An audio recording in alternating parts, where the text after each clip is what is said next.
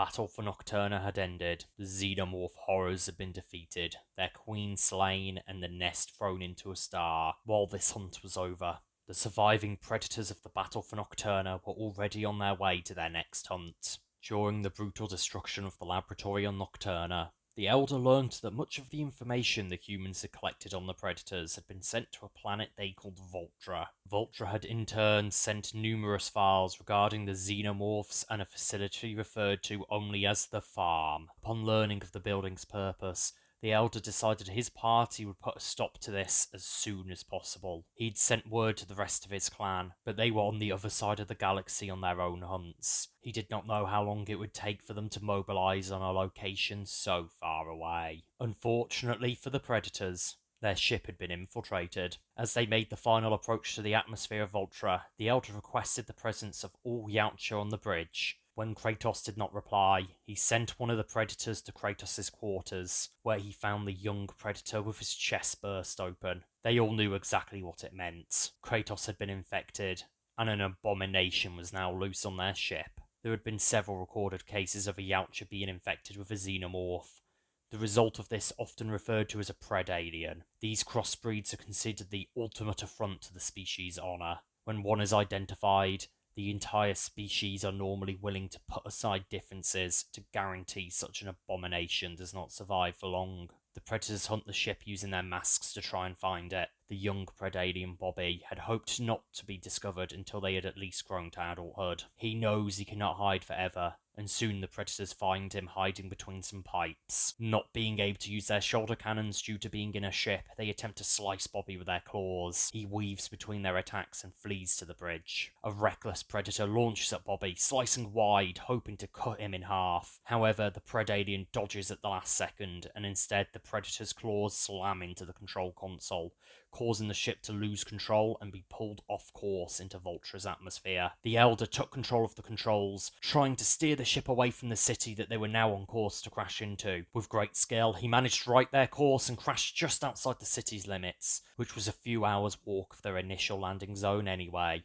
The landing, however, was rough, wrecking the ship in the process and embedding it into the ground. As the smoke begins to settle, Bobby the Predalien slithers out from the wreckage. Off in the distance, he can see a city, and with it, the promise of prey. So into the woods he goes, on a mission to reach civilization. Welcome back to The Life of a Xenomorph, Season 3. Not long after Bobby's escape, the remaining Predators climb their way out to their destroyed ship. Only 4 of them survive the crash, but it will be enough to slay any threats they come across. Might alone will not win this, however. The abomination is loose and will most certainly grow to maturity before they find it. The Elder is certain it will go to the city. He'd spent many centuries hunting the most ferocious prey the galaxy had to offer. During these years, he had fought the xenomorphs more times than he could count. He knew how they fought and how they acted. There is also the matter of the farm. He knows it is located somewhere in the city, although the exact location is not clear.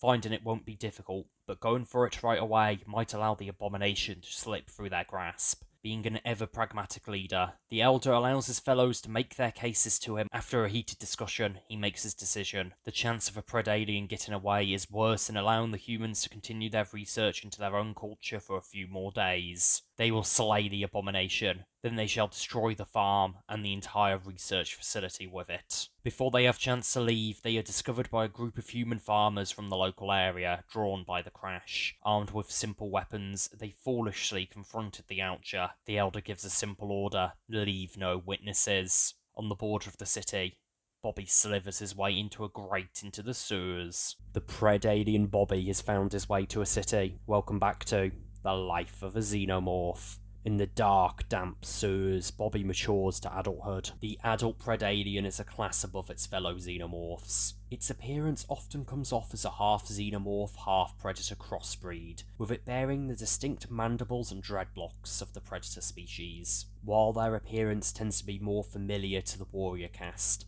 they actually are closer to Praetorians in terms of ability. They inherit the Yautja's strength, with it often being observed to match that of a Praetorian, although they lack their larger xenomorph cousins' resistance to damage. That is not to say they are easily destroyed, A Predalien's skin is far stronger and more resistant than that of a warrior's, with them being able to shake off most attacks against them. This, when combined with the Predalien's lightning-fast speed and reflexes, make them fearsome hunters. To top it all off, they have a unique level of intelligence and independence rare for the species. Now that he has grown to adulthood, it becomes time for Bobby to go on his first hunt. Something is weird, however. He can detect the presence of a queen nearby, clearly somewhere in the city, but the signal is off. It's wrong. He cannot understand what the queen wants nor where it is. He would have to scour his way through the city and find the queen. In the meantime, he practices his skills on a criminal gang he comes across in the sewers. While being armed with firearms, these are not the high-caliber rifles of the colonial marines, or the weapons the company had on Nocturna to contain a xenomorph outbreak. These weapons lack the penetration and strength to even pierce Bobby's flesh. These humans first try shooting the Predalien. When that doesn't work and he begins tearing into them, the majority begin to flee. None would escape. In an interesting twist, Bobby takes the heads of several of his kills, just like a predator would to take a trophy. It would appear that Predaliens are capable of inheriting more than just aspects of their hosts' bodies. The day after Bobby's rampage in the sewers, police investigators are on the scene. Detective Cooper, in his decades of service, has never seen such a horrifying sight. Two gangs ripped to shreds. The wounds indicated a variety of unknown, sharply bladed weapons were used. The most disturbing part of the scene was that multiple bodies were missing their skulls and some their skulls and spines, as if their heads were forcibly ripped off. He could hear the others whispering that it must be some sort of large animal, but that was absurd. There was no recorded animals on Vulture capable of this. Cooper had an unwelcome thought in the back of his head. A monster must have done this. He knew it was absurd, yet the idea kept returning. They would scour the scene for prints, yet the only recent ones that came back all belonged to the victims. Normally, with no further lines of inquiry, the case would have been put on hold. However, this one wasn't, because over the coming weeks, more and more bodies began appearing around the city, with there also being a sharp increase in the number of missing person reports. You see, unlike Daniel and Barry before him, our Predalien Bobby is not trying to build a nest. No, instead he is actively hunting for the queen that he can sense, while also killing any and all humans he can. While Bobby hunts, so do the predators. They are scouring the city, trying to find the abomination and slay it. They are using hacked police frequencies to try and pinpoint places Bobby has been. The city is large, however, and each time they have arrived at a discovery of Bobby's work, they find that the Predalien is long gone. The Elder becomes torn on what to do. He agrees with the argument that slaying the abomination should come first, but this could take months. They still had a different mission to complete. He knows that destroying the farm is important, but his honour won't allow him to let this abomination escape. It is the middle of the night in the capital city of the planet of Vultra. Bobby the Predalien stalks the streets. Sticking to the shadows, he is looking for easy prey. Soon enough, he comes across it. A lone human sitting on a bench in the park. With no other people to be seen, Bobby approaches silently from behind. Soon he is close enough and launched a single strike to eliminate his prey. However, it is not the warm, red blood he has become accustomed to that spurts out of the body. Instead, it is pure white and cold. This was no human, but an android covered in human fragrances. Suddenly, and without warning, police swarm the park, surrounding the Predalien, their weapons aimed. The majority of them had handguns, but a few possessed larger, more powerful weapons that may have posed a threat to him. Instead of fighting, Bobby goes to flee, sprinting across the field as a hail of gunfire is rained down upon him. Scrambling over the park fence, he flees into the streets, pursued by police vehicles. He finds his way into the back streets, hoping to find an entrance back to the sewers, but every entrance he finds is blocked by police. Little did Bobby know that Detective Cooper had spent weeks organising this task force to bring down what he believed to be a human serial killer. Unfortunately for Cooper and everyone else in Vultra, Bobby was no human.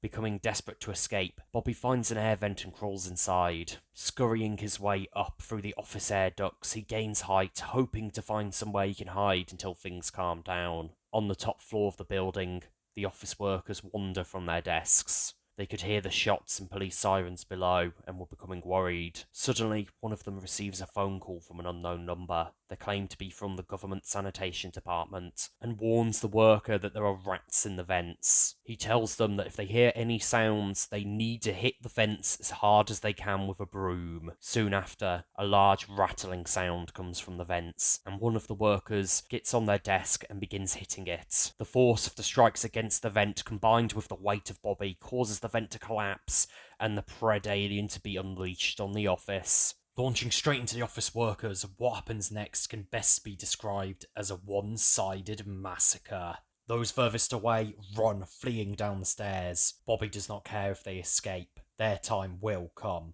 He is only distracted from his work by an ear-piercing sound. Looking up, he sees a helicopter, its main weapons winding up. The aircraft releases missiles and a hail of gunfire into the floor, causing Bobby to jump out the way. Multiple office workers are caught up in the crossfire, but the pilots do not care. Once the company had realised that a previously unknown breed of xenomorph was loose in this city, they had been carefully waiting for the perfect moment to capture it. It was one of them who had called the office pretending to be from sanitation control. To the company, these innocents are expendable. Suddenly, windows explode as armed humans rappel onto the floor. These are the company's elite specimen retrieval specialists, or ESRs for short.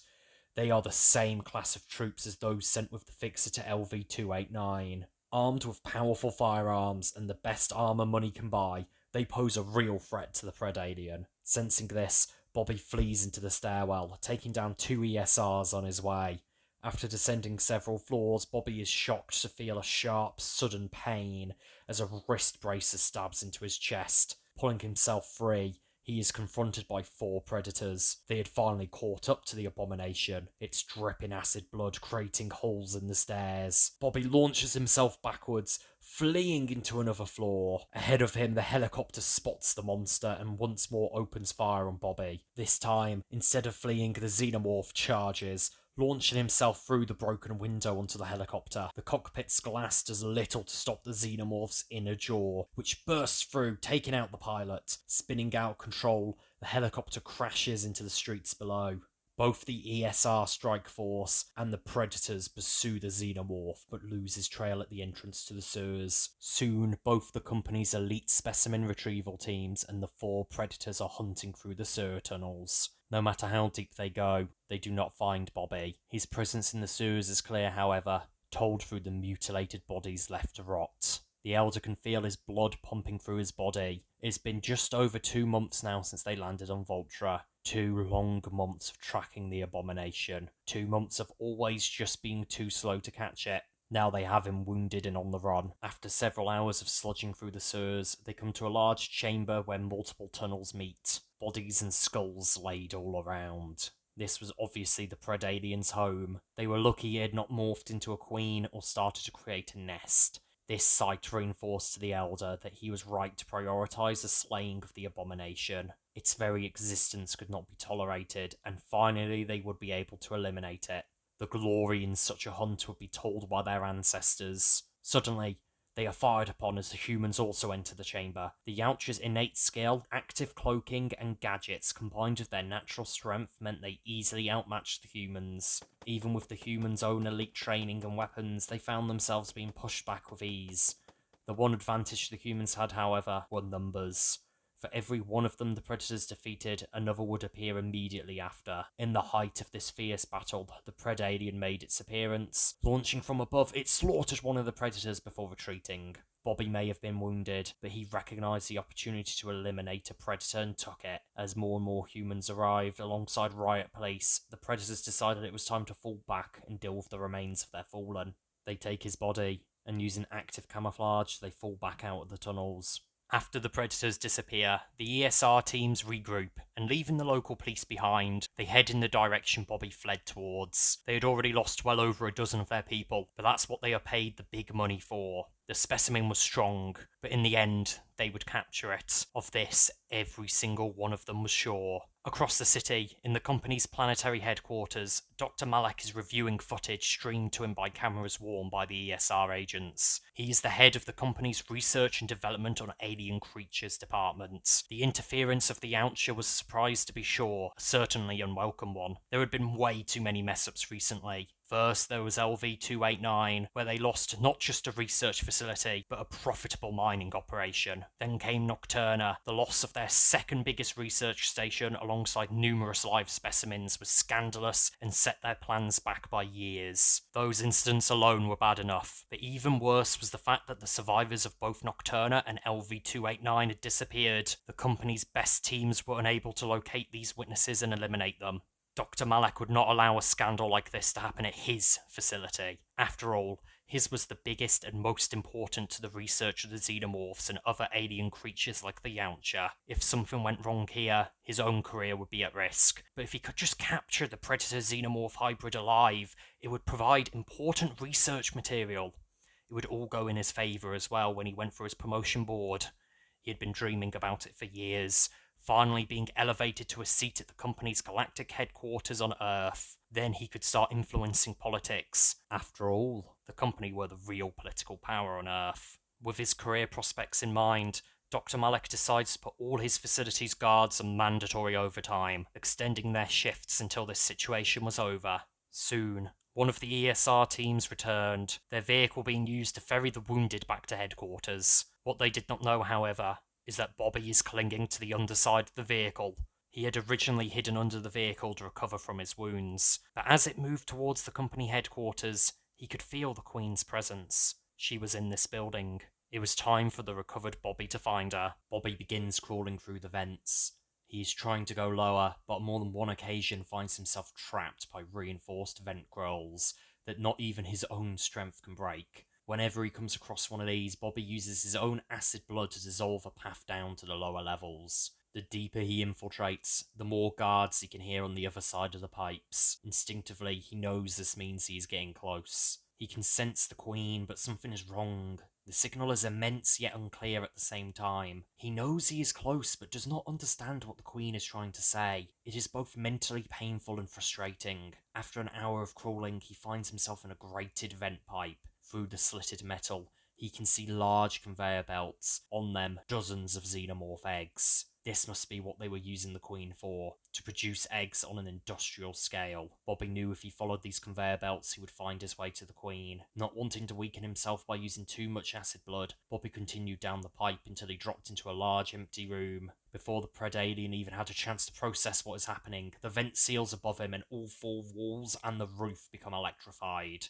He tries to use his acid blood to escape, but finds underneath the floor is a complicated series of electrified cables.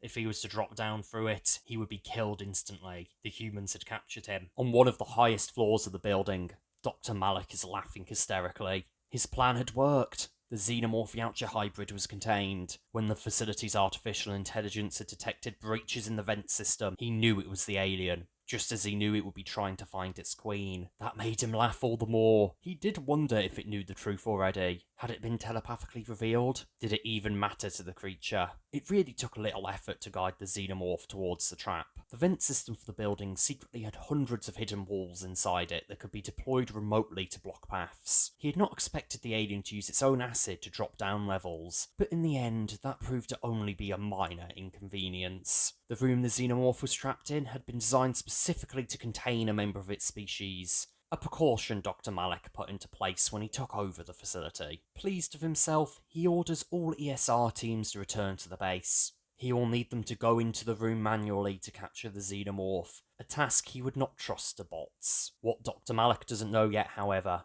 is that at this very moment, the three Yautja are entering the facility. After losing the trail of the abomination, the Elder decided to resort to the original plan. They had the monster on the run and cornered, but the interference of these humans led not only to the prey escaping, but also the death of one of his own people. With the abomination gone to the wind, the predators will destroy the farm and all data on the Yautja before returning to their hunt. They stalk their way through the facility, slaying countless humans and taking many trophies. Their advance, however, is not smooth, as the AI system in charge of the facility's defences proves to be a challenge. It continually seals blast doors as the predators approach, and it opens others to let human and android fighters through. In almost every room, the system deploys new turrets, forcing the Outer to use their shoulder cannons. At this rate, the predators will struggle to take down the farm before more human reinforcements arrive. Deciding to take out the problem permanently, the Outer use their wrist braces to locate the building's power source. Battling their way through the building, they storm into the room and plant explosive devices on the generators and energy storage cells. Leaving the room, they detonate the devices, disabling the building's power supply. What they could never have realised was that this action would also free Bobby from his cage. Now that he was free from the trap,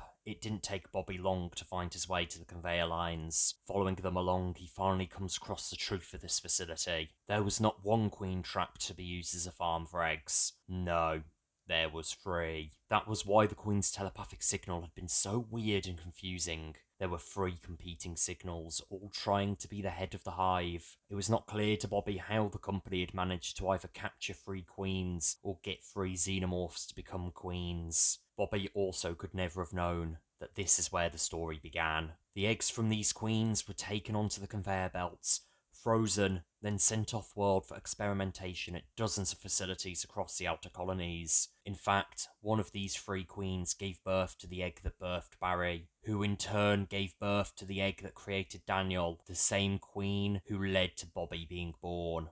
Stood before the 3 queens, Bobby does not hesitate. He throws himself up onto their shackles and liberates each of them. Within a matter of minutes, the facility became anarchy. The queens were smashing through walls and digging their way out. The ESR teams that were meant to stop such a scenario were already spread thin by the Ouch's attack. Those that are left are scattered and just doing their best to survive. This was the worst case scenario for Dr. Malik. Everything had just gone so wrong so quickly. Perhaps he would be able to cover it up. Maybe. At the very worst, there are other facilities. None as important as Vultra, but they could be built up. If he was to take the files with him, yes, this could work. He could explain losing a facility, but an entire planet with a population in the billions? That might be a little bit more difficult. His plans would have to be set back by a few years. But oh well, Dr. Malik was a patient man. So, in the facility control room, he activates a special console that only he had the password for.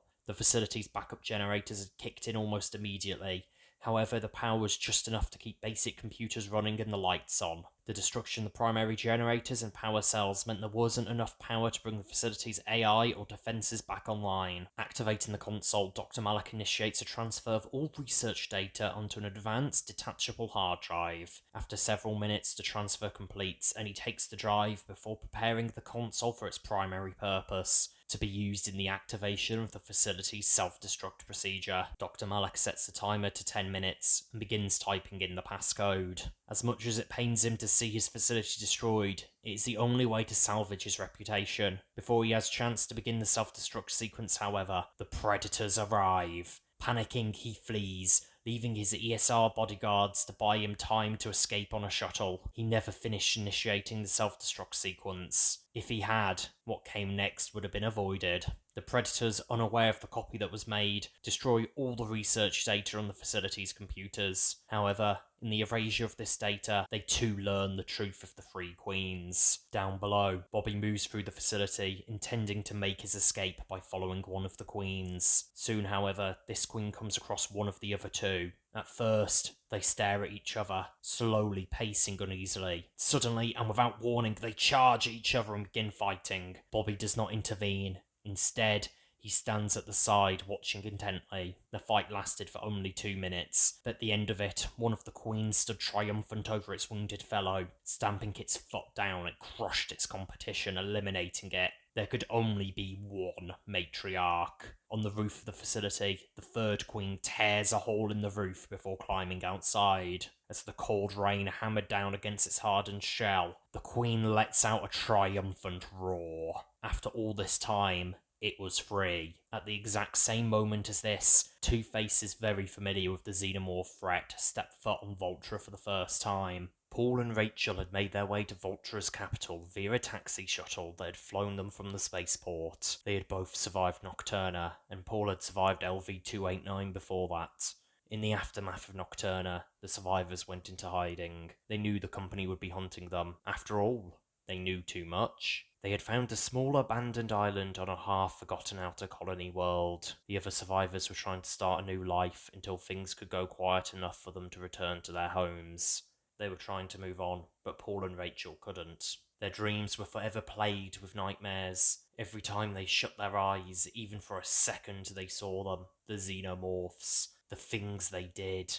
So one night they left, only leaving behind a single note. They began an investigation into the company, into where they had gotten the xenomorph eggs from. The shuttle they had used to escape LV-289 in Nocturna had once belonged to a company fixer. Its flight manifest showed that its journey to the mining world had started from Voltra. So Paul and Rachel came to the planet, hoping to get proof of what the company had been doing before anyone else lost their lives. However, they soon realised that they were too late. The night they arrived, they see on the local news the company's planetary headquarters was being temporarily shut down following what the company called an explosion due to a pipe leak.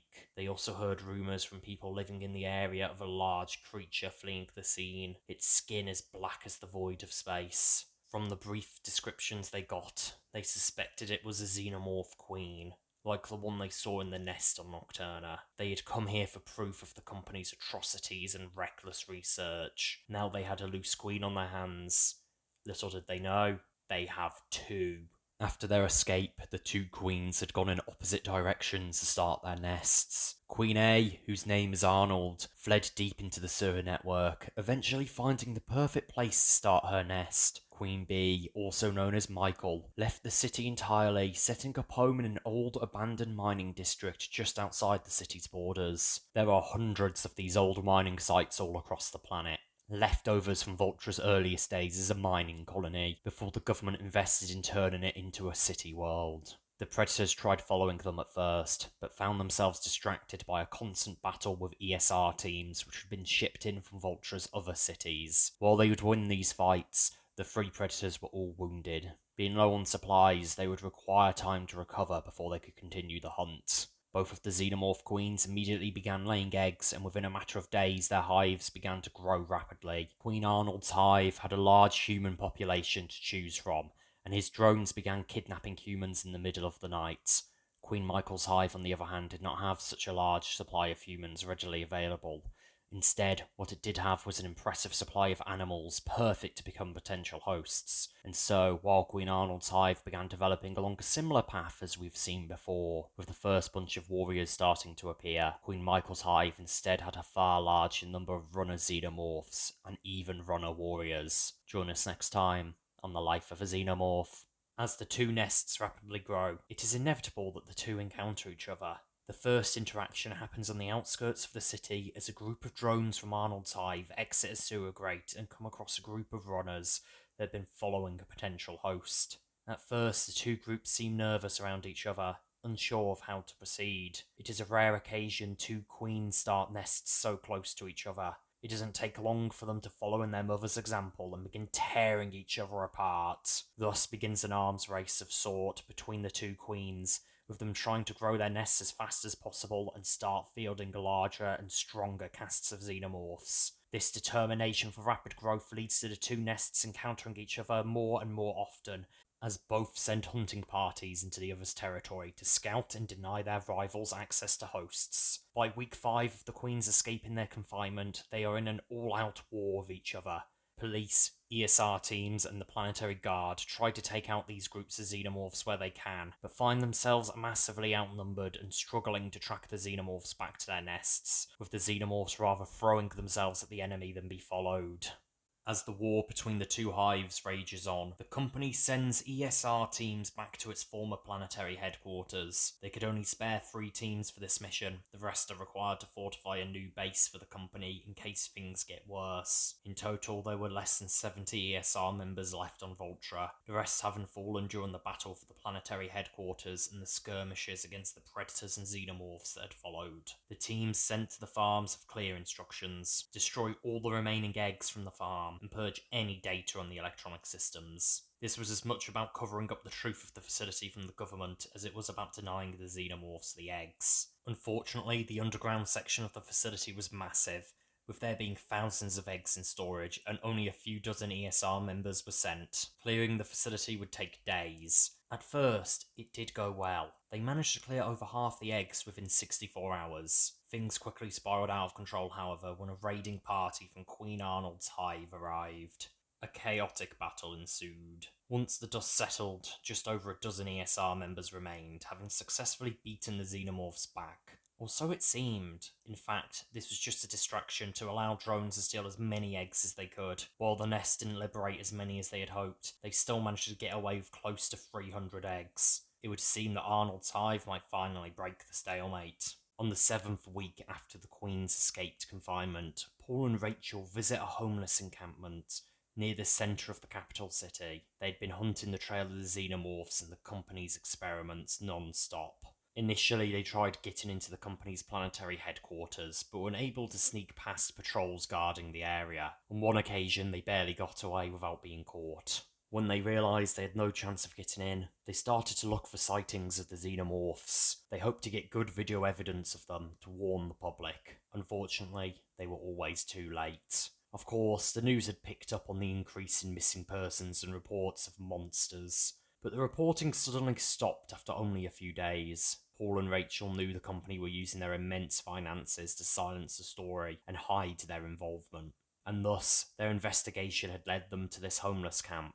These rough sleepers were prime targets for the xenomorphs to kidnap. With the increase in disappearances, the homeless community had come together and formed this camp in the heart of the city for safety. Paul and Rachel's plan was to ask around and see if they could find clues of where the xenomorphs were most commonly sighted, and hopefully use that to locate a nest. They spent hours in the camp, listening to horror stories of monsters of unbreakable skin as dark as space, dragging the weak and lost into the sewers or the forest. It was clear the xenomorph's nest was growing far larger than the other two Paul had seen. As sunset came, these stories were interrupted by screaming.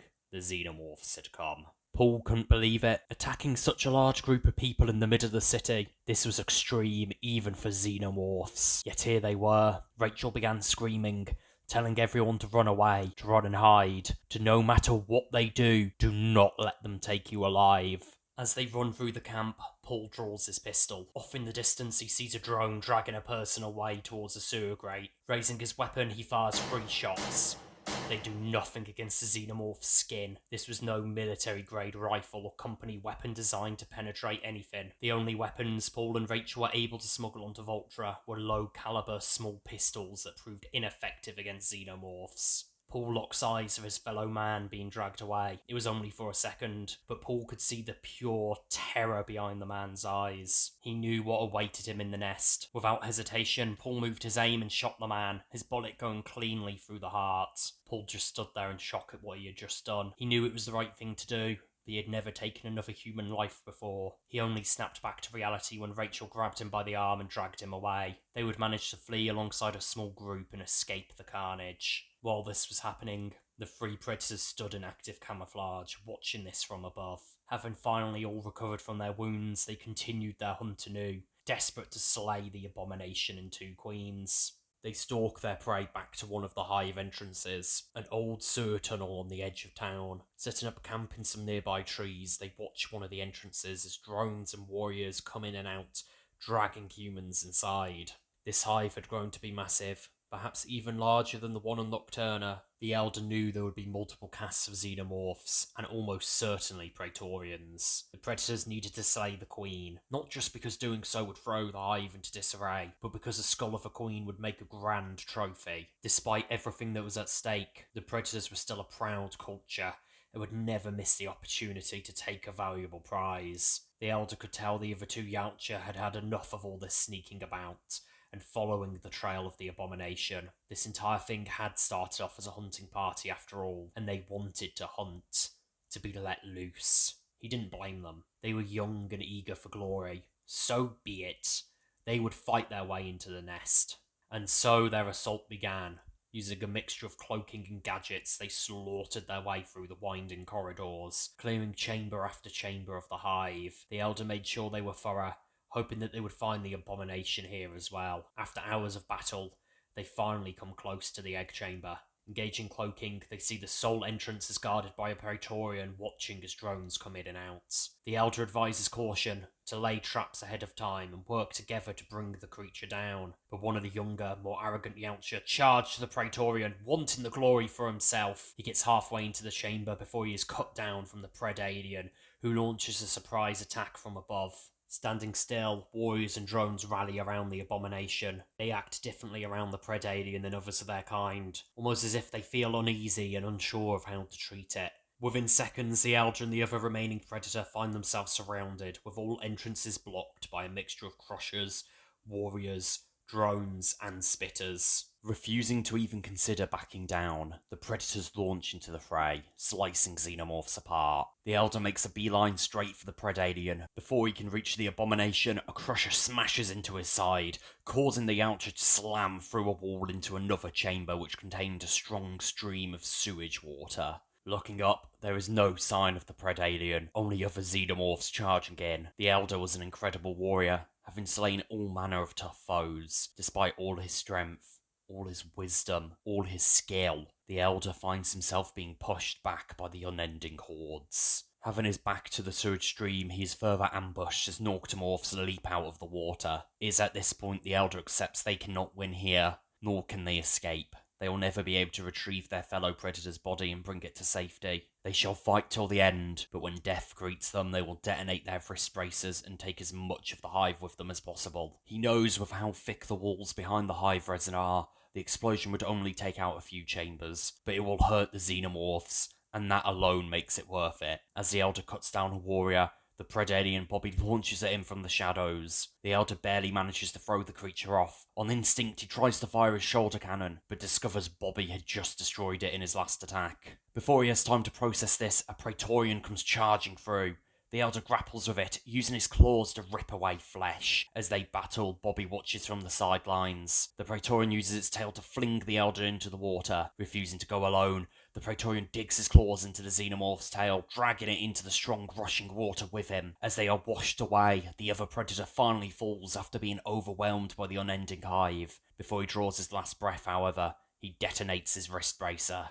Something unexpected happens on the outskirts of the city. Queen Michael's hive is moving on the offensive as hundreds, if not thousands of Xenomorphs, mostly of the runner caste, move towards the city itself. Michael is using the carnage caused by the Yautja to his advantage after one of his runners named Frost had observed the Predators starting their attack. The Xenomorph's advance splits in two. Half the force enters the city, rampaging through the streets, while the other half enter the sewer tunnels to wage war on their rival nest. The local police and planetary guard forces scramble to respond, setting up choke points on the road and trying to evacuate civilians to the planet's other cities. Dr. Malek watches this unfold on monitors, but does not send any ESR teams to help, needing all of them to fortify his new base. Queen Michael's hive had grown so large solely through siphoning off the local wildlife. He had been careful to build up his numbers, preparing for an opportunity like this. In the streets, runners are used to delay human reinforcements. Scouting ahead of the main force as a vanguard, they jump on human vehicles and pick off small groups of refugees. Soon the planetary guard begin to deploy in force to the capital. They were never a strong institution. The only action they ever got was the occasional pirate vessel dealt with via boarding action. Despite their lack of experience, they still had their training and their weapons. For a time, their tactic of setting up police reinforced choke points worked in delaying the Xenomorph's advance. With support from helicopters, it looked like the humans would easily be able to withstand the Xenomorph's assault. That was, until flying Xenomorphs began appearing, literally ripping the pilots out of their vehicles, causing the aircraft to crash into the buildings and troops below. These flying Xenomorphs were produced through implanting winged mammals with facehuggers. These had been Queen Michael's secret weapon, only being sent into battle once the humans deployed their aircraft. The loss of air support caused the humans to panic as the tide turned in the favour of the Xenomorphs. What the humans had failed to realise, however, was that all of this was just a distraction, while the two hives fought the real battle below. From their hotel room, Paul and Rachel watch on in horror. They blamed themselves. They had failed to expose the company's lies. Of course, they were only two people. There was nothing they could have done. Paul checked his phone. Videos of the Xenomorphs were uploading everywhere on the internet. Then, suddenly the connections went out. They both knew it was the company, trying their best to cover it up, or do some damage control. Secretly, Paul thought to himself that there was nothing the company could do though. Soon the capital would fall, then the entire planet. With the flying xenomorphs and larger casts of aliens taking to the streets, the planetary guard forces found themselves overrun and in a complete chaotic retreat. In all the carnage, no humans noticed that Queen Michael had abandoned his nest. Instead, he is accompanied by several of his Praetorians and a large contingent of warriors into the sewer tunnels that make up Queen Arnold's nest. By the time Michael arrives at the Queen's chamber, the battle was mostly over. He watches as his Praetorians finish off the last of Arnold's Praetorians. Queen Arnold himself lays wounded in the middle of the chamber, his legs eaten away by warriors. Michael stares down at his rival before slamming his foot through Arnold's skull. With the competition gone, Michael takes control of Arnold's nest, inheriting all of its remaining xenomorphs and the thousands of eggs. As the two hives become one, Michael sends his forces to the surface. Time has come to take over the entire planet. The Elder was flushed out the sewer system into a lake just outside of the capital. Clawing his way out, he realizes that all of his technology is broken. His wrist bracer's been stuck in claws out mode. Looking up, he sees the city ahead of him, flames rising into the sky. He doesn't wait and begins his walk back towards the carnage. The coming 2 months in Vulture are pure horror. Planetary Guard and the army do what they can to hold out, but find themselves overrun at every location. It didn't take long for xenomorphs to spread to every city on the planet. The local government sent an urgent request for assistance, but any aid could take months or even years to arrive. By then it would be too late. By the end of the 2 months, only one major holdout remains, being the planetary government's headquarters. Since the Queens escaped, Dr. Malik had moved his base of operations to the location, and had his ESR teams fortify it. Due to it being surrounded by water on 3 sides, it seemed like a prime defensive location. Now the xenomorphs had them surrounded. In the waters around them, xenomorph sharks circled, waiting for anyone foolish enough to try swimming to escape. On the other side of the bridge, thousands upon thousands of xenomorphs had been amassing. Come nightfall, they shall make their final attack. Dr. Malik watches from his new command room. He had held onto the vain belief he could salvage his situation, but now he realised he was just deluded. He had sent for a shuttle to come and evacuate him off-world. It was one of the final ones left on the planet. Little did anyone know that the Elder had infiltrated the building and was in hiding. Even without his cloaking, it was barely a challenge for the old Predator. He does not care in the least about the humans, but knows that when the final battle begins, the abomination will be among the foe. If it is the last thing he does, he will see it slain. There was no signal to the xenomorphs to begin their attack. Instead, suddenly and in unison, a wave of drones and crushers began charging across the bridge. They were being used as a shield for the warriors and spitters following in close behind. It becomes a kill zone as ESR teams and planetary guards release a hail of gunfire onto the bridge from their makeshift battlements. In the days before the battle, there had been suggestions from Dr. Malik's advisors of blowing the bridge. However, they were unable to secure enough explosives to make it happen. As all attention is focused on the bridge, hordes of noctomorphs rise from the sea and begin scaling the outer walls of the stronghold. Soon the battle would spread inside the facility, as the unending hordes of aliens overrun the outer defences. The main gate would be breached, and the humans would begin fighting corridor to corridor. Using makeshift traps, they attempted to slow the xenomorphs' advance, but would not be anywhere near enough. By the time Bobby the Predalien begins hunting through the building, the remaining resistance has become almost non-existent. Only a few pockets remain, trying to delay the advance on Dr. Malik's position. Inside his command room, the Doctor is preparing to leave. His shuttle is en route and only a few minutes from arriving. He orders his ESR teams to prepare for them to leave, when suddenly the door blows open. They all aim their weapons at the door, but nothing happens. They realise too late it was a distraction, as Bobby drops from above and begins eliminating the ESR teams with ease. Dr. Malik does not hesitate to run. He manages to make it to the roof just as his shuttle arrives. Before he can board it, however, he watches as flying xenomorphs knock it out of the sky. Standing there in shock, he suddenly collapses. Standing behind him, Bobby delivers the finishing blow. Bobby hears a half growl, half roar, and turns around to see the Elder Predator stood there, ready for their ultimate duel. Neither the Predator nor the Predalien attack. Instead, they stand staring at each other. Finally, they would fight to the end. There was nowhere to run, no tricks to be exploited, just strength and pure martial skill. They charge at the same time and come to blows, As they battle, the rain pounds into their open wounds. The Elder is a centuries-old master of the hunt, having slain all manner of creatures over his long lifespan, while Bobby the Predalien is the ultimate combination of two of the deadliest species in the galaxy. While the Elder fights well, eventually Bobby prevails. The Elder lies wounded in a puddle of his own blood, his many wounds finally catching up to him. He had tried, given it everything he had, yet it was not enough. With his wrist bracer broken during the assault on the hive, he couldn't even self-detonate. Mustering all of his strength, he charges at Bobby, hoping to land one last strike. The Predalien uses his tail to send the Elder flying off the roof, condemning the half-dead predator to plummet into the water below. A few minutes after this, the final human in the building dies, not in battle, but afraid, hiding in a cupboard as a drone discovers them. And so, it comes to an end. After 3 long, brutal attempts that started with the birth of Barry, the Xenomorphs had finally won. There was no doubt. This planet now belonged to the Xenomorphs. Thank you for watching The Life of a Xenomorph, Season 3.